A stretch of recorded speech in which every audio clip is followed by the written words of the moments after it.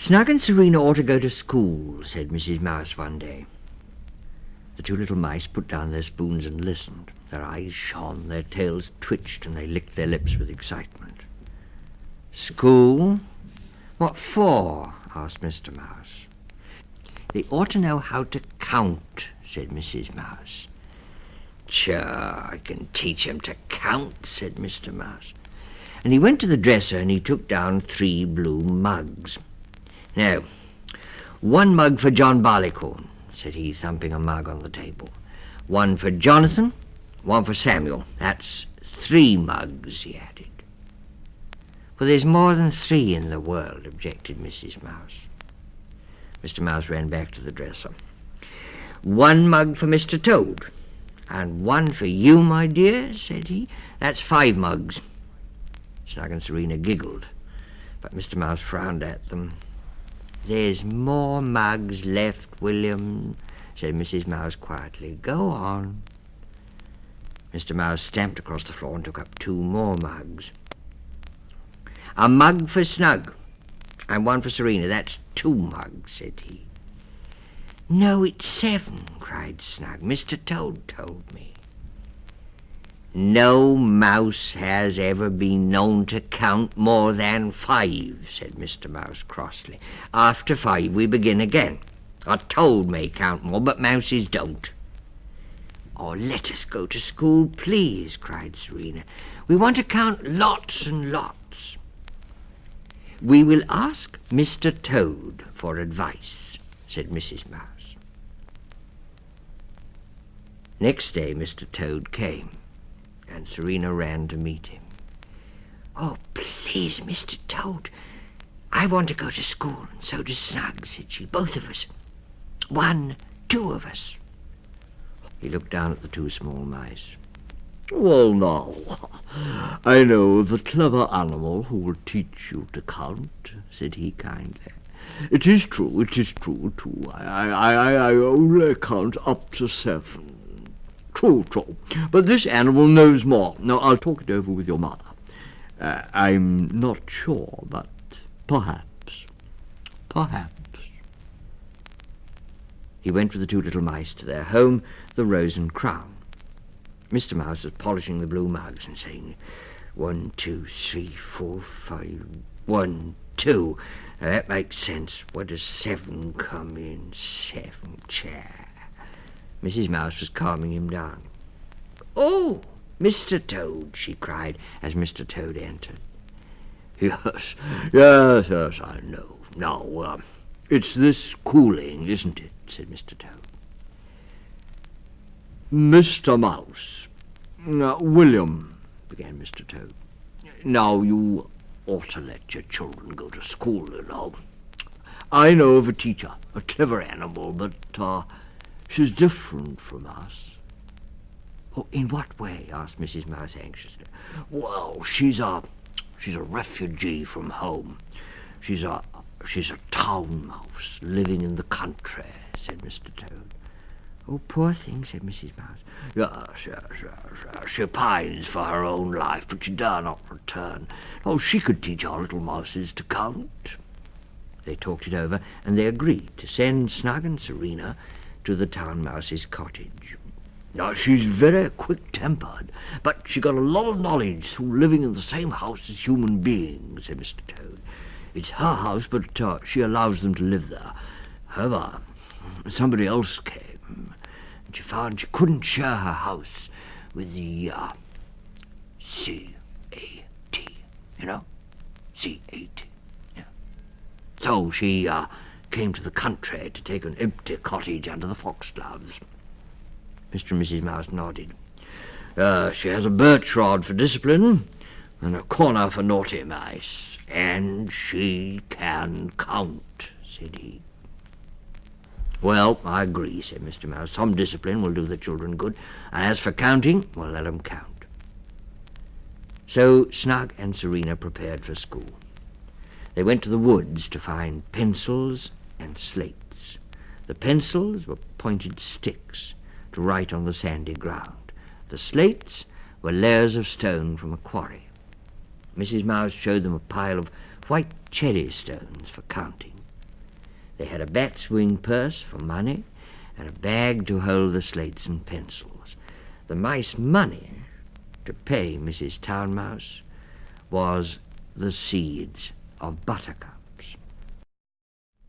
Snug and Serena were washed and scrubbed. Snug had a new handkerchief and Serena a new pinafore, so they looked neat and pretty as they set off for school with Mrs. Mouse and Mr. Toad the first morning. They went down the lane to a cottage hidden in the bank among ferns and mosses. Mrs. Town Mouse answered the door. She was delighted to see them. She invited them inside. "I have brought my children to be your pupils," said Mrs. Mouse softly. "Mr. Toad said that you would teach them to count." "Certainly," said Mrs. Town Mouse. "Certainly. I am a great counter." "Then I will leave them in your charge. Send them home in good time for dinner, Mrs. Town Mouse," said Mrs. Mouse. Mrs. Mouse and Mr. Toad went away, and Snug and Serena were left. They darted round the room, looking at everything. "Stop! Stop!" cried Mrs. Town Mouse. "Now sit still. You must learn to be quiet." And they had to keep so still they thought they would be changed into stone. Mrs. Mouse fetched her bead frame for counting. Snug and Serena emptied their cherry stones, and the lesson began. The mice made little piles of white cherry stones and counted them with Mrs. Mouse. She taught them a song for counting. 1, 2, 3, 4 mouses at their mother's door. 5, 6, 7, 8 cherry stones are on a plate. 9, 10, 11, 12 mouses dig and mouses delve. 12's a dozen, please remember, all the month till cold December. That's enough for today," said Mrs. Town Mouse. "Now you have learned a dozen, an important number." "How many stars in the sky?" asked Snug, collecting his cherry stone. "Lots of dozens," said Mrs. Town Mouse. "How many fishes in the sea?" asked Serena. "That you must find out," said Mrs. Town Mouse impatiently. "How many—" began Serena, but Mrs. Town Mouse said, "Go home now. Come again tomorrow, and I will teach you to count more." "I like counting," said Snug as he gave her his money. "I'm glad there are more numbers to learn." "Goodbye, Mrs. Town Mouse," said Serena. "Have we been good?" "Well, fairly good," yawned Mrs. Town Mouse, and she shut her eyes. They went slowly along the lane, chattering, singing, and counting everything they saw. They dawdled among the company of birds and insects, flowers and small animals, counting and singing a new song of their own. 1 robin, 2 cuckoos shout to me, 3 crows up in the sky, 4 snails come crawling by, 5 calves look o'er a wall, 6 pigeons croon and call, 7 rabbits on the green, 8 moorhens swim the stream, 9 frogs in marshy bed, 10 butterflies overhead, 11 ants look for money, 12 bees are after honey. They got home very late. Mrs. Mouse was looking for them anxiously. "Oh, here you come," said she. "Now, have you had any dinner?" "Oh, yes. We had but 12 wild strawberries, 11 pots of honey, 10 sips of water, 9 drops of honeydew, 8 blades of grass, and 7 loaves of bee bread," said Snug in a hurry. "We can count, Mother," cried Serena, "up to 12. We've been counting all the way home. Everything's a part of counting." "Well, come and have tea and count the slices of bread and butter," laughed Mrs. Mouse. "Mr. Toad is waiting for you." Well, well, well, well, asked Mr. Toad, and was the Town Mouse easy with you? "Oh, yes. She taught us lots of counting," said Snug. 4 cups on the table, 5 chairs in the kitchen, 6 candles on the shelf, 7 mugs on the dresser," said Serena. Stop, stop. Don't count any more. I feel quite dizzy. They all sat round the table. And then Mrs. Mouse gave them wild strawberry jam and rolls of wheat bread with sorrel for salad. They looked forward to more counting the next day. But Snug and Serena had no more lessons. Twit, twoo, cried the owl that night as he hunted for a fat mouse, and Mrs. Town Mouse shivered, locked her door. I've heard there's a fat town mouse down there, said the owl. Mrs. Town Mouse began to pack her clothes in a bag. Sniff, sniff went the stoat. There's a plump mouse below. I'll catch her tomorrow.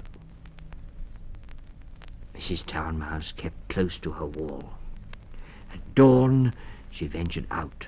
She carried her belongings, and she ran as fast as she could back to the townhouse. A cat in the kitchen is safer than an owl in the lane and a stoat at your door, said she, as she slipped through a hole and got home.